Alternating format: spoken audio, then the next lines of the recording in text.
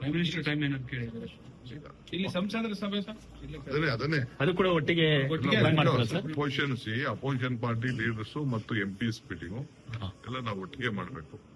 ಯಾಕಂದ್ರೆ ಎಲ್ಲ ಒಟ್ಟಿಗೆ ಸೇರಿ ಒಂದು ಧ್ವನಿಯಾಗಿ ರಾಜ್ಯದ ಹಿತಕ್ಕೆ ಹೋರಾಟ ಮಾಡಬೇಕು. ಅದನ್ನ ಫಿಕ್ಸ್ ಮಾಡಿದ್ರೆ ಸಿಎಂ ಎಲ್ಲರಿಗೂ ಟೈಮ್ ಇದು ಮಾಡ್ಕೊಂಡಿದ್ದಾರೆ. ಒಂದ್ಸತಿ ನಾವು ಯಾಕಂದ್ರೆ ಅವ್ರು ಪಾರ್ಲಿಮೆಂಟ್ ಅಲ್ಲಿ ಏನ್ ಪರಿಸ್ಥಿತಿ ಕೂಡ ನಾವು ಗಮನಿಸ್ಕೊಳ್ಬೇಕು. ಅವ್ರಿಗೂ ಕೂಡ ನಾವು ಇದನ್ನ ವಿಶ್ವಾಸ ತೆಗೆದುಕೊಂಡೇ ಮಾಡ್ಬೇಕು. ಸರ್ 8ನೇ ತಾರೀಕು CWM ಸಭೆ ಇದೆ ಕಾವೇರಿ.